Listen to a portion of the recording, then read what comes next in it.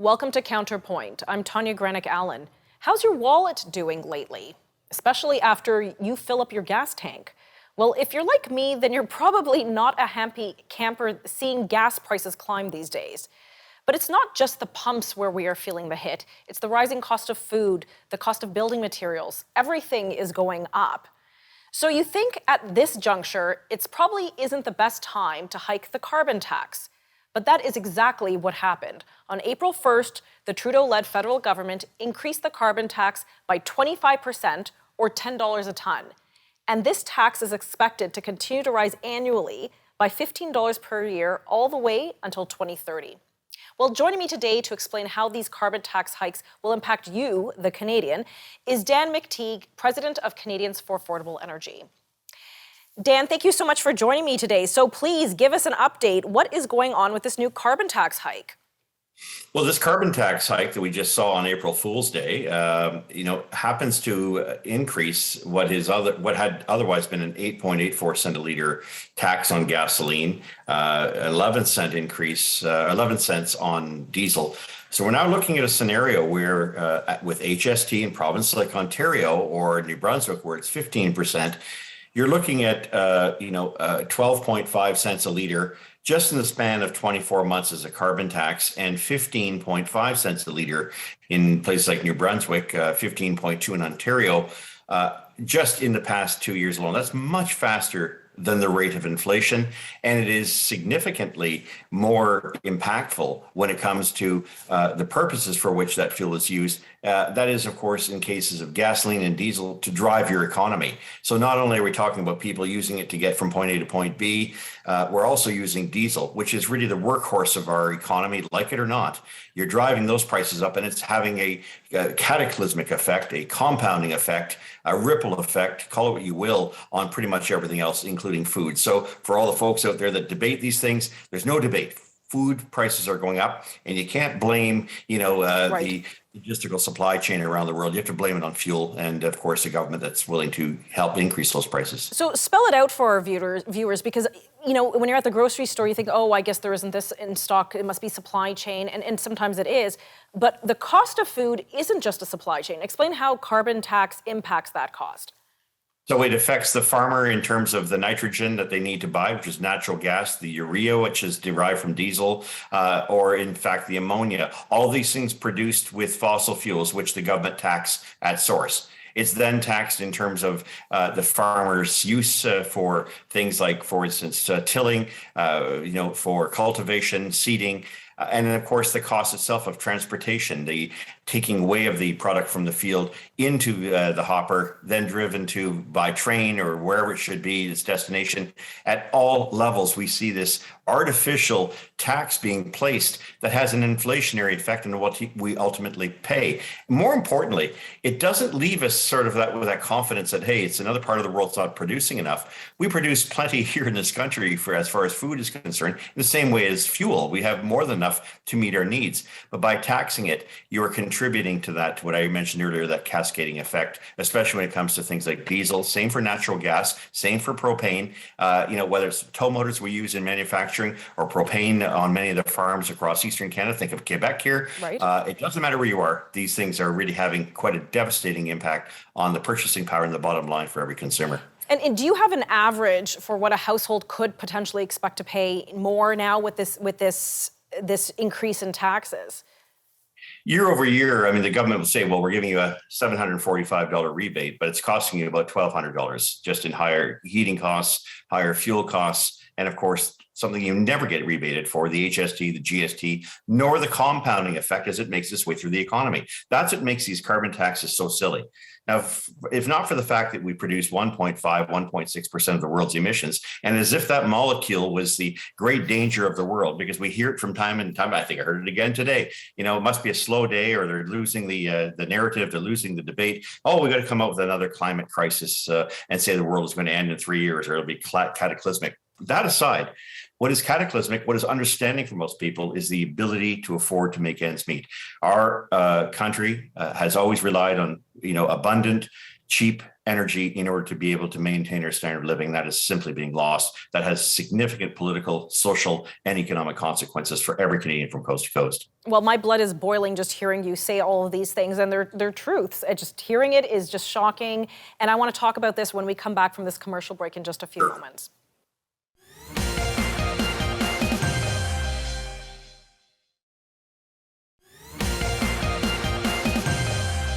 Welcome back. Were you fooled on April 1st this year? Did you participate in April Fools? Well, it sounds like the joke was on us.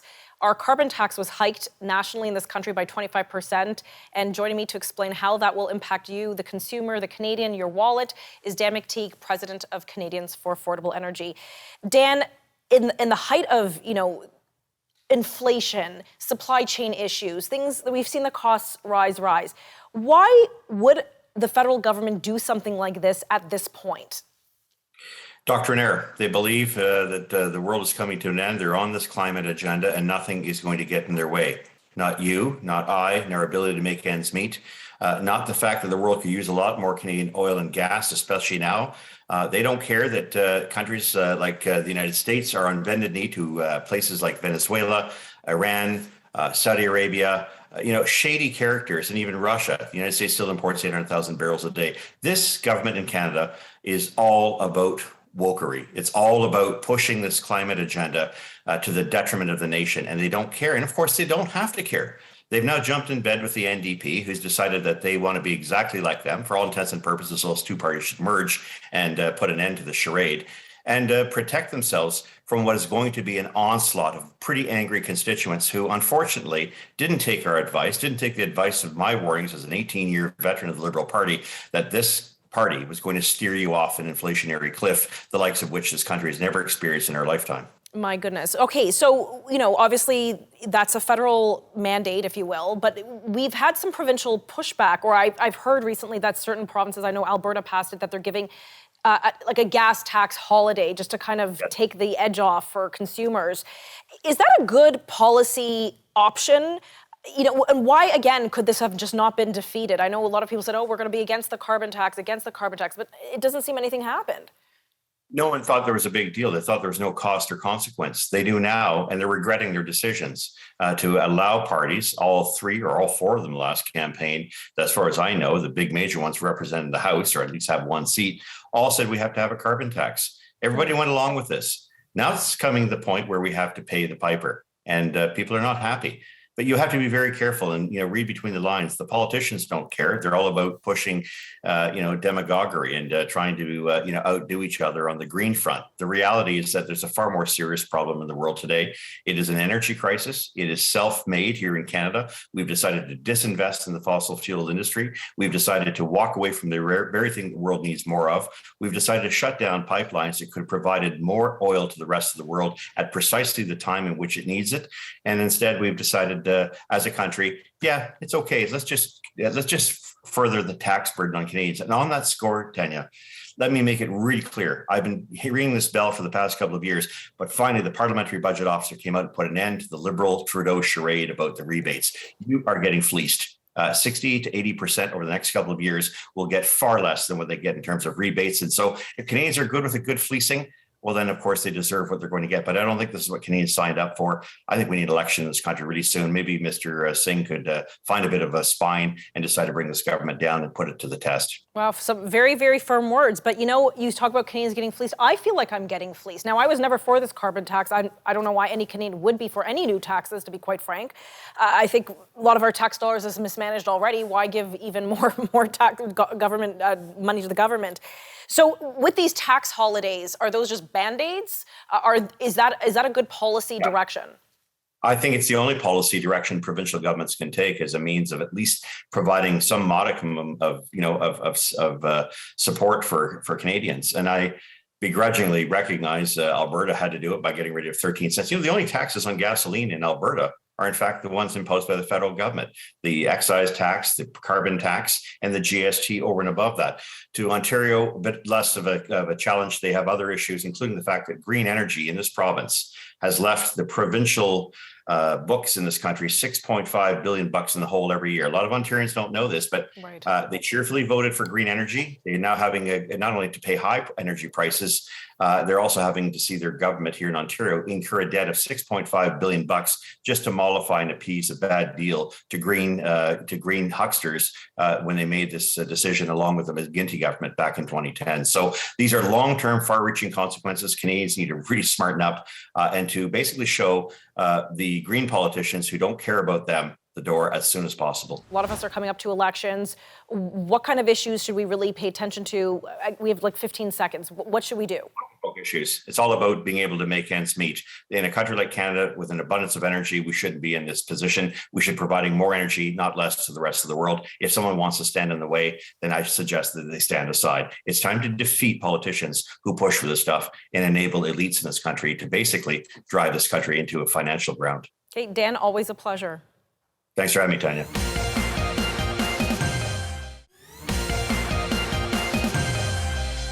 Welcome back. Well, joining me now is David Yager, energy policy analyst, oil and gas writer, and author from Miracle to Menace, Alberta, A Carbon Story. Well, David's going to join us now to discuss what Canada could be doing, especially amid the Russia-Ukraine war, how we could be filling a void of global energy needs, and really why the provinces weren't successful with their court challenges for the carbon tax.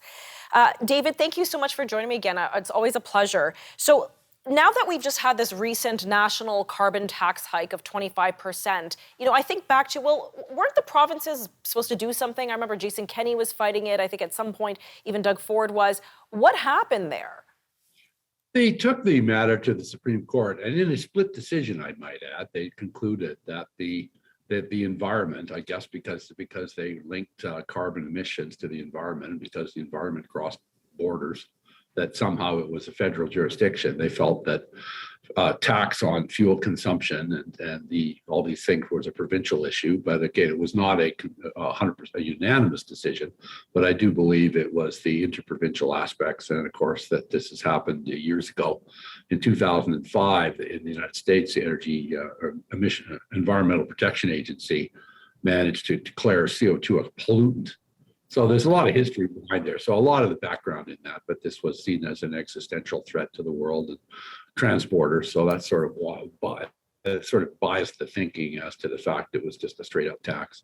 So there was nothing provincially that could be done, or is there something else that could happen still now? I know some jurisdictions are doing what's called a gas tax holiday. They're saying, okay, we'll suspend our provincial tax that we put on the consumption of fuel for the gas pumps to give you some relief with this new hike. But that to me seems a temporary Band-Aid measure. What else could provinces be doing?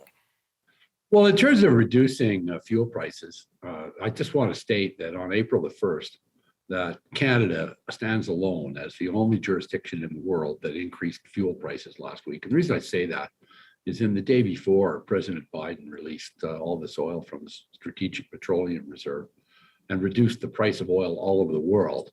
And so he reduced the price of fuel for the entire planet. Jason Kenney in Alberta reduced the price of fuel in Alberta by 13 cents a liter with a provincial tax. Many jurisdictions around the world have cut fuel taxes, direct fuel taxes, put in holidays, put in rebates. And so Canada stands alone by stubbornly increasing their carbon tax by 25%, or 2.2 cents a liter on diesel and gasoline.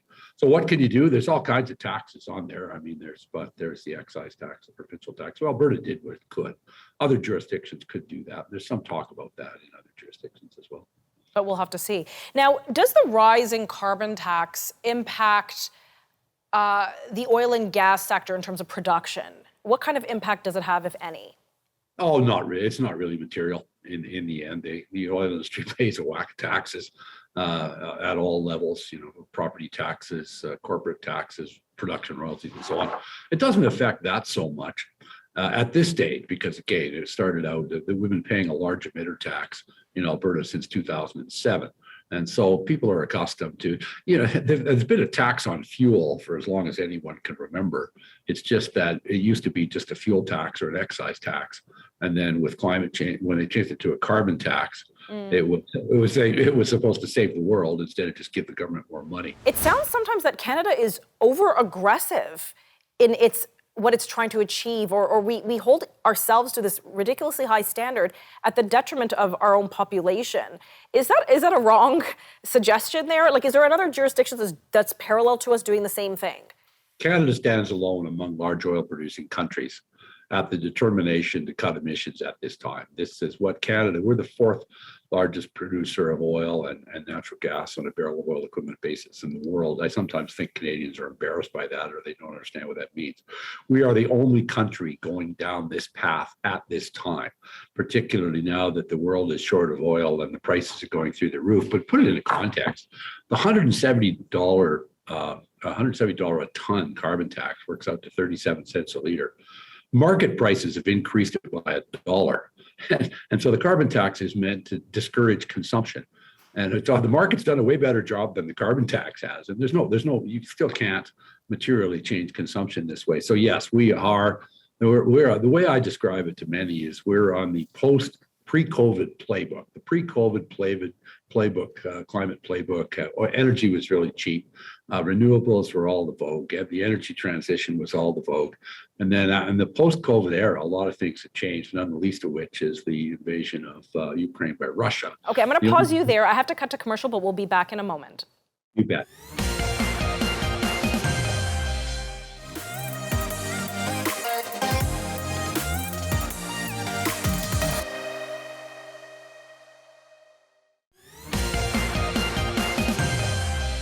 Welcome back. We're discussing the new carbon tax, its impact on Canada, maybe even the world, I don't know. But we are definitely going to discuss what the Ukraine-Russia war and what kind of impact that is having on energy prices globally and what Canada could do.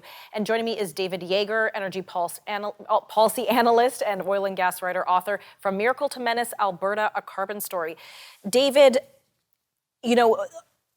the discussion of oil and gas production has sort of been at the top of many folks' minds because of what is going on in Ukraine, because of Russia's invasion of Ukraine.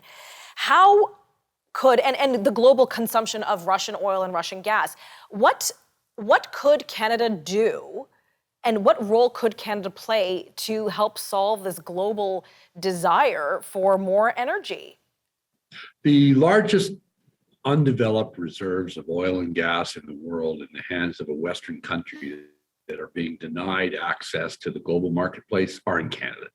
If you look at the oil sands and you look at the huge amounts of natural gas, there's no example for this anywhere in the world where a country, for example, put in a tanker ban or a pipeline ban to make sure that our enormous oil and gas reserves couldn't reach market. Even as recently as February, there was an LNG project planned for Quebec that could help get Europe with their gas problem. And the Quebec killed that project last summer, and the federal government put a few nails in the coffin in February. So we can't do anything immediately. What the Wilkinson said when he was in Europe talking to the IEA and NATO was we do have probably 300,000 barrel equivalent, 200,000 oil and 100,000 this year. But what we could be doing is going into, particularly now, long-term LNG supply contracts with Europe, because what Europe wants to do is wean itself off Russian oil and gas. Russia is, after all, the second largest oil-producing jurisdiction in the world. And so people would like to have alternate supplies now that they've identified themselves as the world's leading bad guy. We could do a lot. We could change the channel. We could be talking to Europe about supply agreements. We could be opening up reserves. We could be asking the producers to increase production. If we could produce more oil, we don't need the Keystone XL pipeline to put a few more tank cars on by rail taking oil to the Gulf of Mexico tidewater. So we could be doing a lot if we were to join the world. But as I said in the previous segment, Canada stands alone in its determination to be a member of NATO, a member of G7, have these enormous undeveloped reserves and decide to do nothing about it.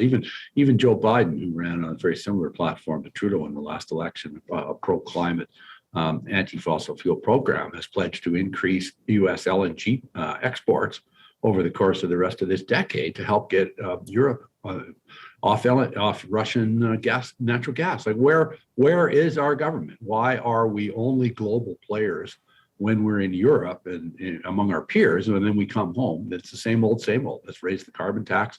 Let's put in the emission reductions. Let's talk about more electric vehicles. What the world needs is food and fuel.